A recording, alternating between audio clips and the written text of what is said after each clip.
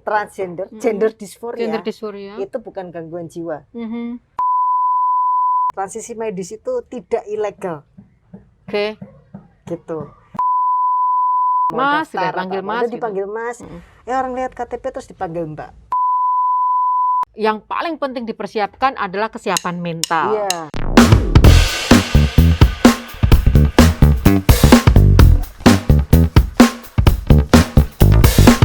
Yang kedua yang aku mau sharing juga, kalau mau sharing, kalau boleh sharing, mungkin ini juga penting buat teman-teman karena teman-teman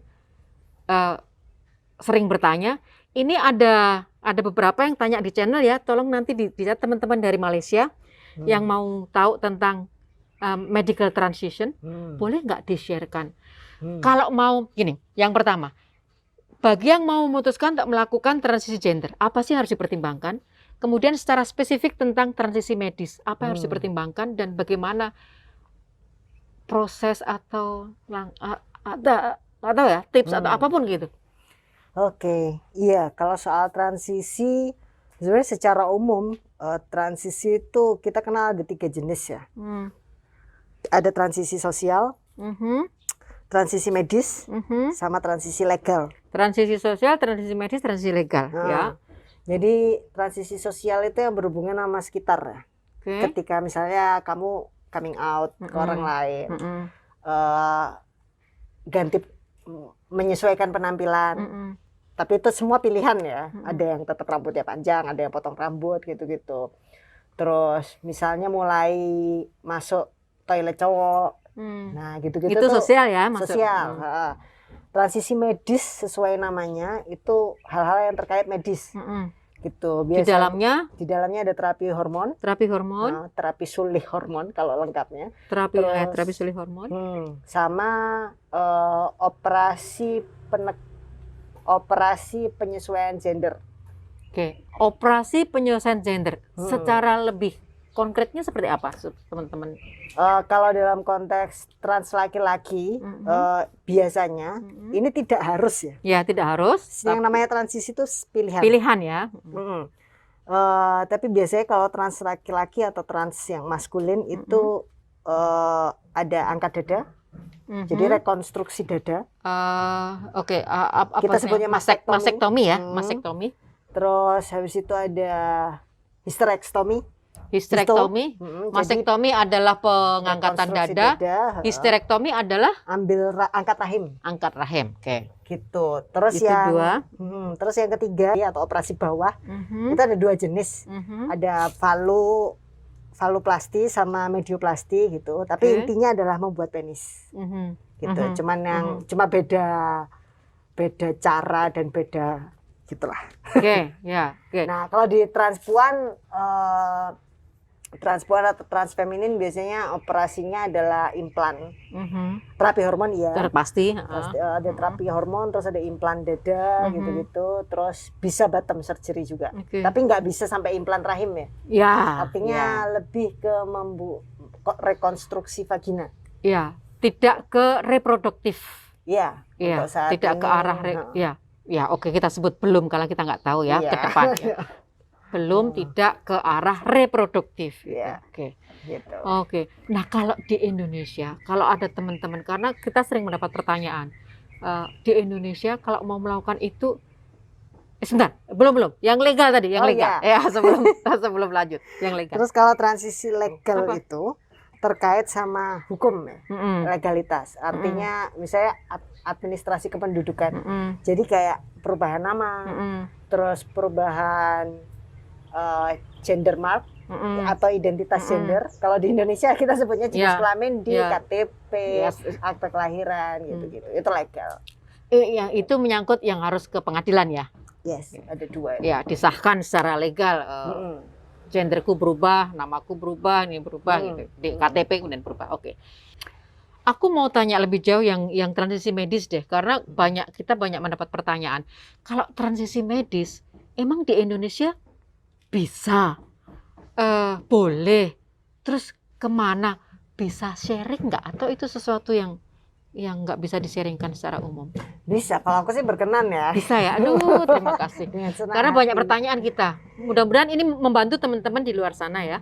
Iya,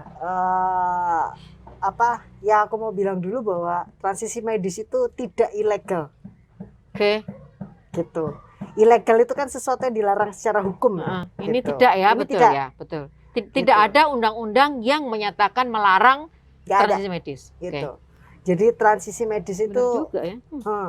jadi transisi medis itu tidak ilegal. Oke. Artinya kita boleh berhak mengakses. Ya.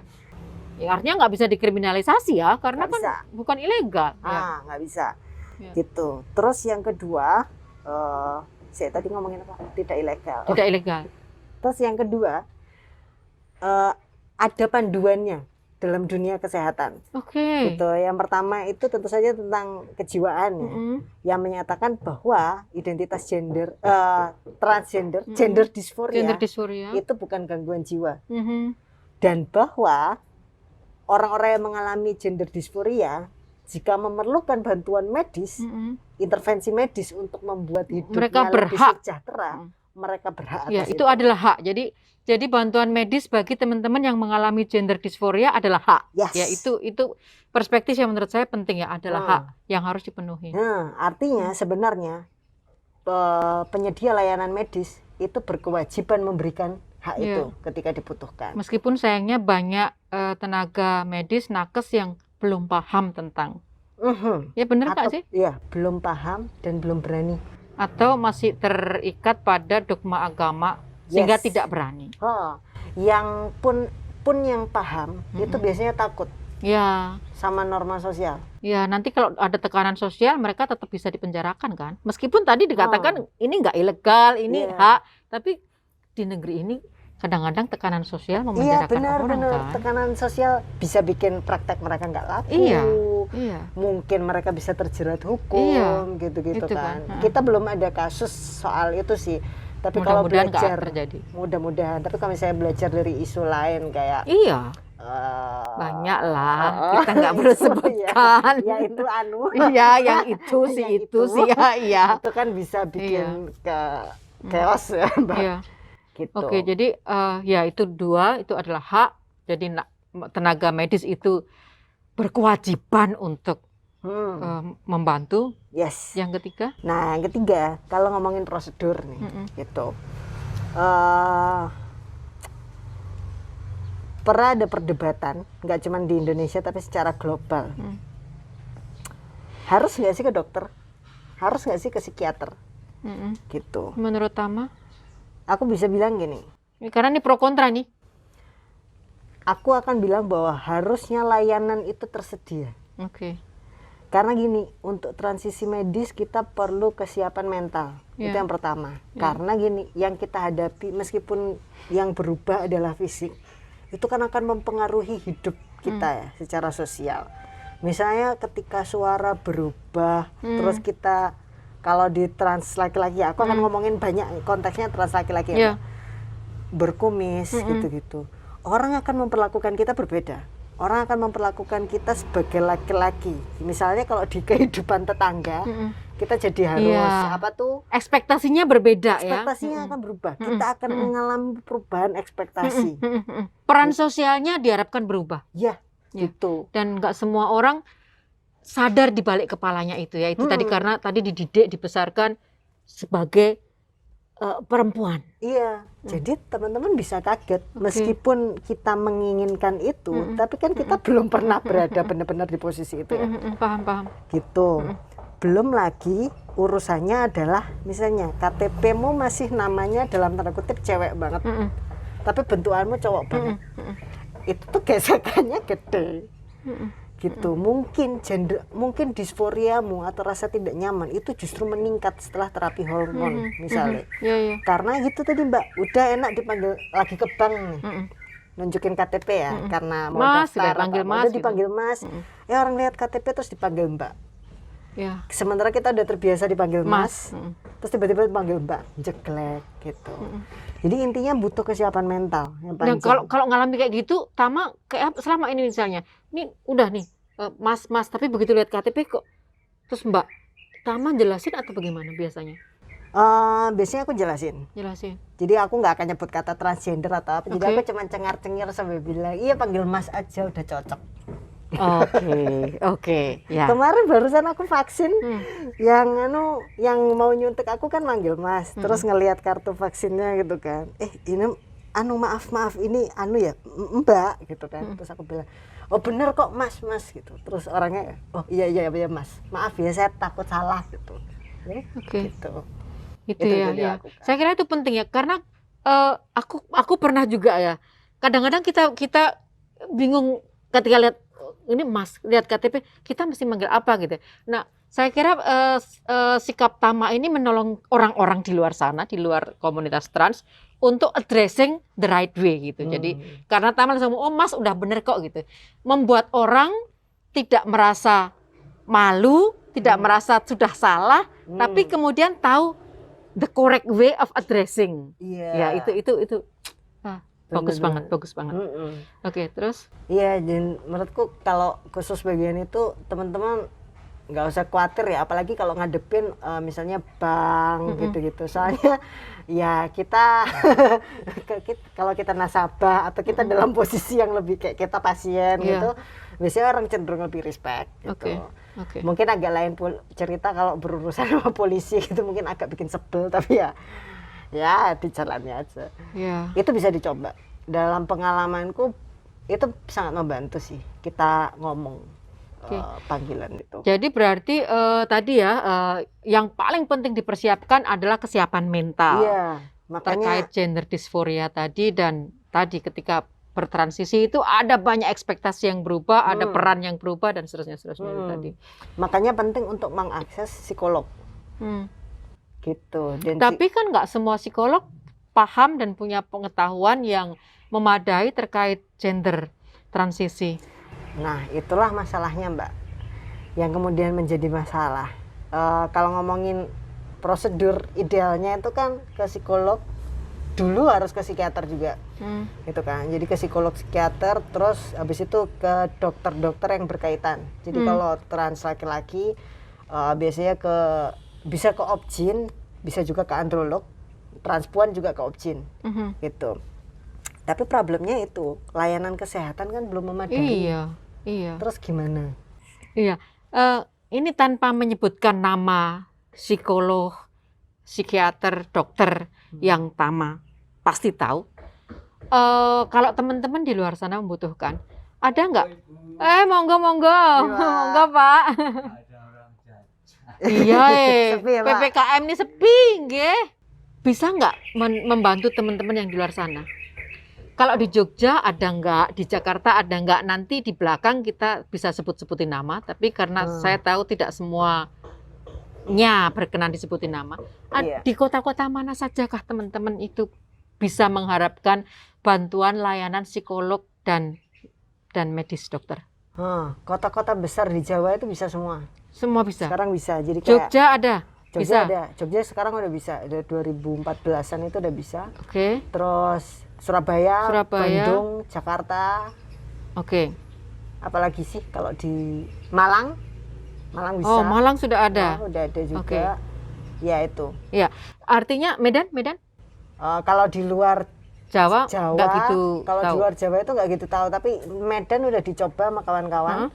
Itu kayaknya udah mulai ada kalau psikolog gitu. Kalau Opjinnya aku belum tahu. Androlognya kayaknya udah ada tapi mahal banget.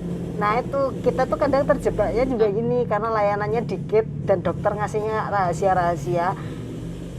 Seringkali kita dipukul harga, Mbak. Gitu ya? Iya, gitu. Operasi pun begitu. Oke. Iya. Tapi kalau di Jakarta, pokoknya kalau di Jawa itu relatif terjangkau. Di Bali juga ada. Terus Sulawesi, Kalimantan aku masih belum memetakan.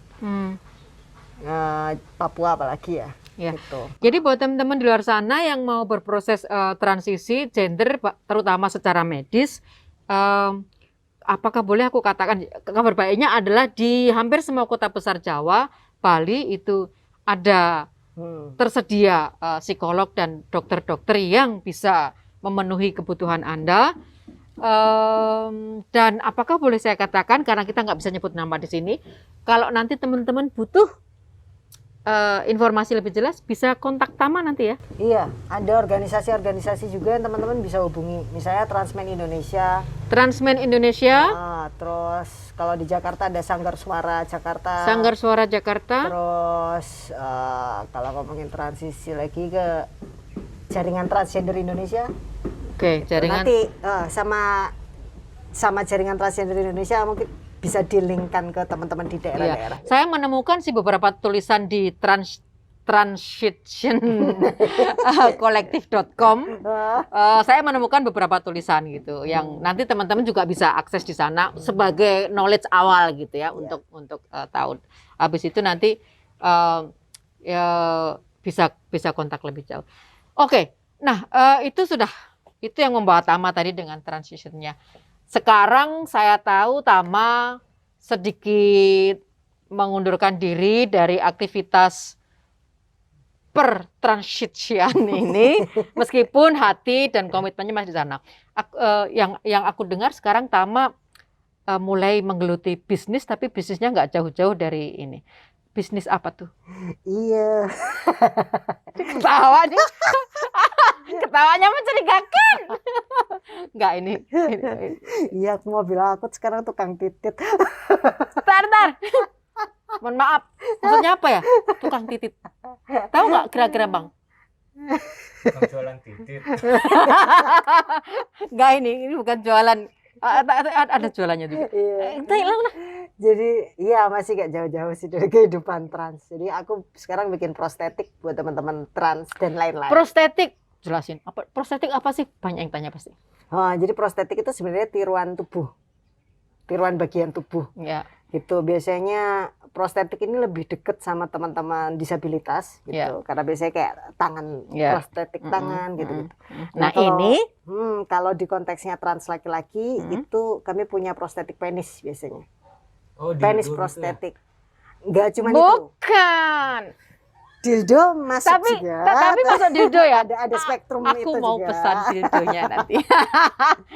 Gitu.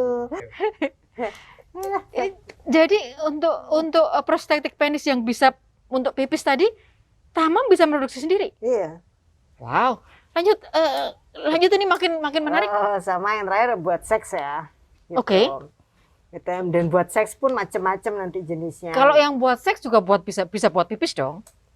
Untuk saat ini dibedakan? Dibedain. Karena ini tetap yang luar ya, Pak, bukan untuk kebutuhan operasi. Iya. Tapi yang bisa buat pipis tadi nggak bisa buat seks? Sejauh ini aku belum bisa. Gitu. Oh, masih harus dipisahin gitu ya? Iya. Kalau di luar udah banyak sih yang jual 3-in-1, bikin 3-in-1 gitu. Aku belum. Gantungan kunci.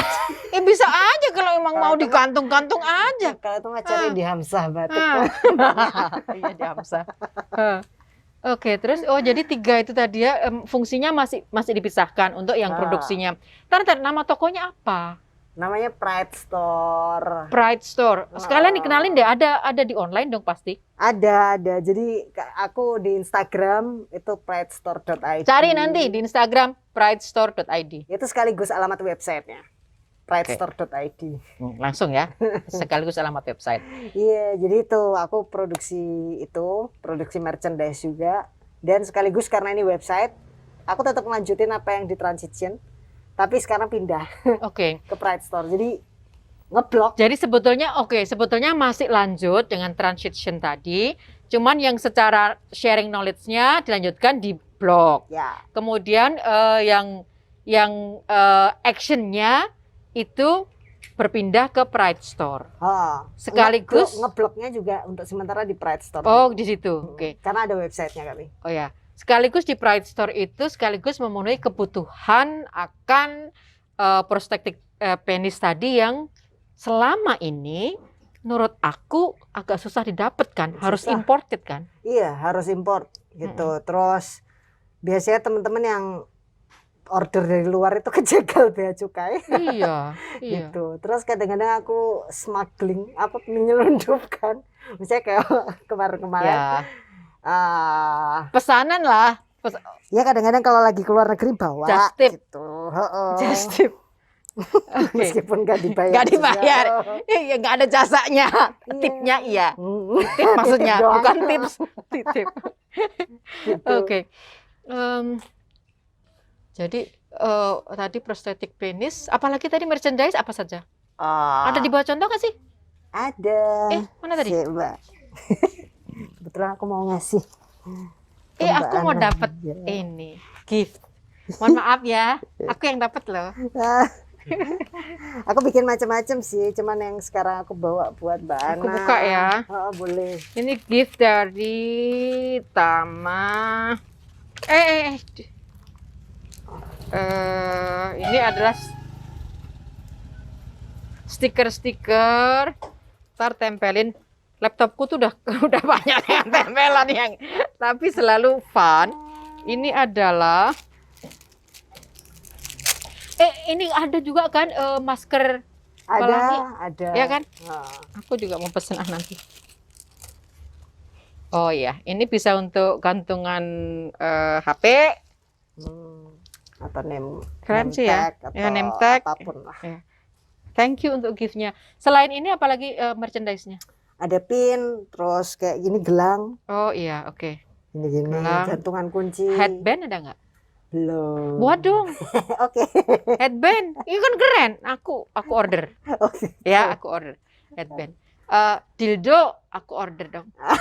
Mohon maaf ya. Dildo kamu lain kan? Aku juga mau headband. Oke. Pelangi kan? Moga-moga bisa direalisasikan. Ya, oke. Jadi artinya bisnis yang melatar belakangi perpindahan ke bisnis ini lebih ke financial atau apa? Karena saya lihat masih ada kaitannya dengan transition tadi. Dua hal sih. Satu, aku lagi harus fokus sama kesehatan mentalku. Gitu, karena aku 2018 What's happened? itu Oh, depresi, didiagnosis depresi, terus sekarang punya gangguan kecemasan. anxiety disorder. Yes, general anxiety disorder dalam pengobatan dan harus terapi terus gitu. Ya, intinya kayak aku sedang harus berjarak dulu dari gerakan. Tapi kan biar gimana pun ini soulku ya Mbak. Yeah. Gitu. Jadi ya terus aku butuh makan juga.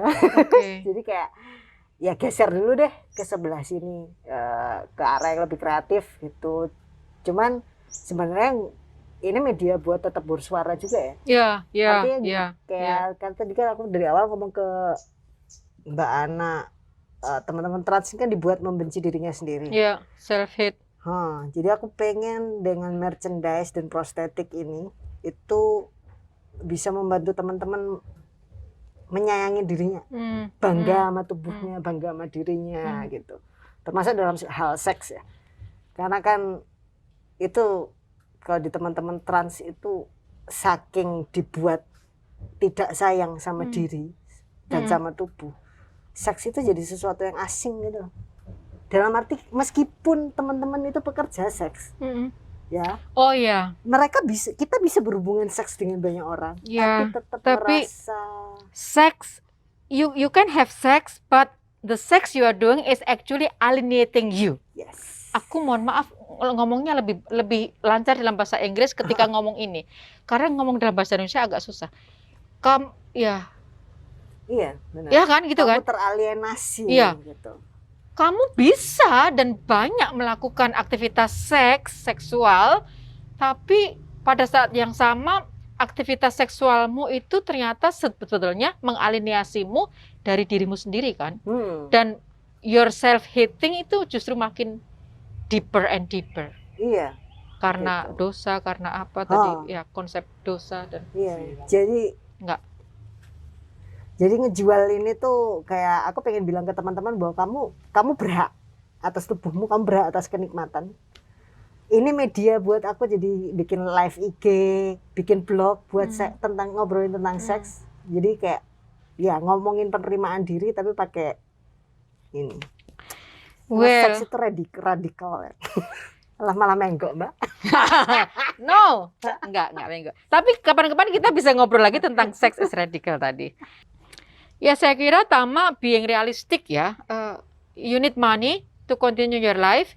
and he is going into business untuk melanjutkan hidup, tapi komitmennya nggak bisa meninggalkannya dalam bisnisnya, sehingga bisnisnya juga diharapkan membantu teman-teman yang mau bertransisi di luar sana, sekaligus mempromosikan tentang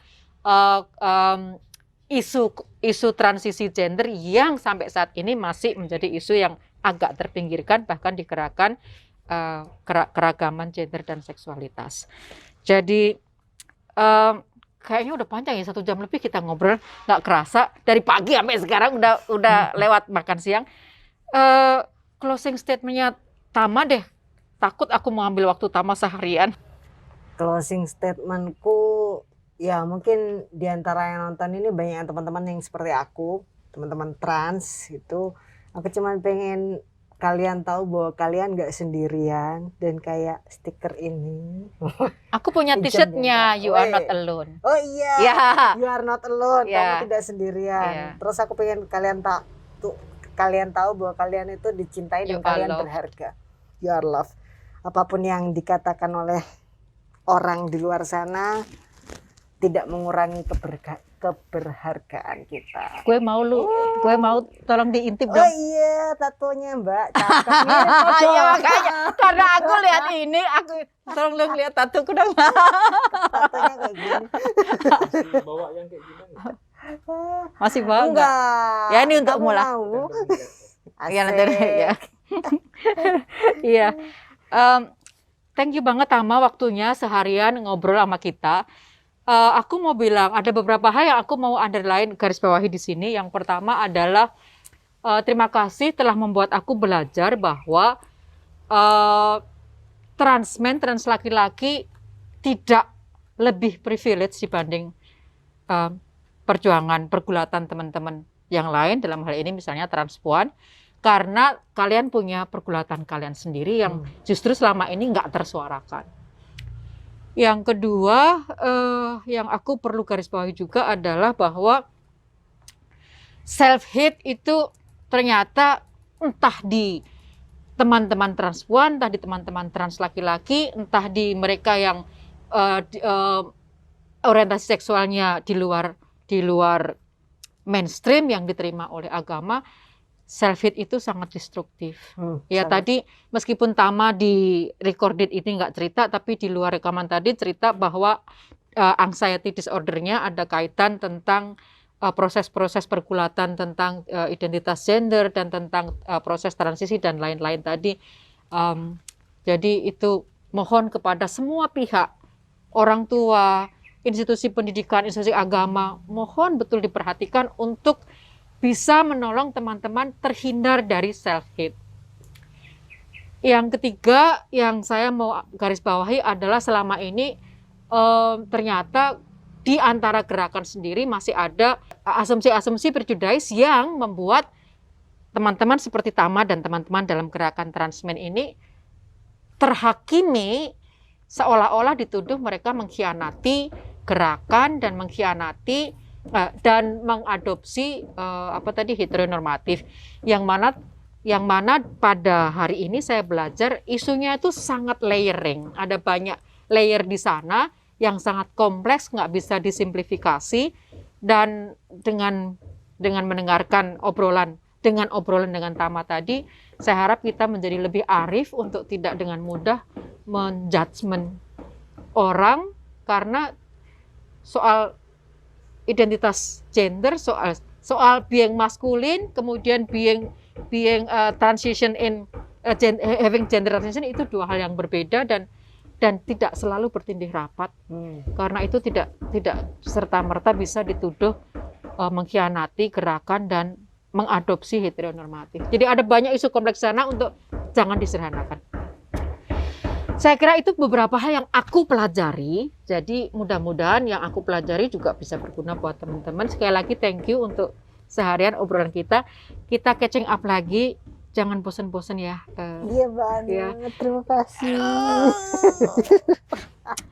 So, thank you teman-teman yang udah nyimak, yang mau kontak Tama, ada kontaknya, tapi nggak bisa juga kontak sering-sering ya, karena sudah ada disebutkan tadi nama-nama organisasi. Jadi teruslah menjadi cerdas, teruslah belajar, dan teruslah mencintai negeri. Sampai jumpa.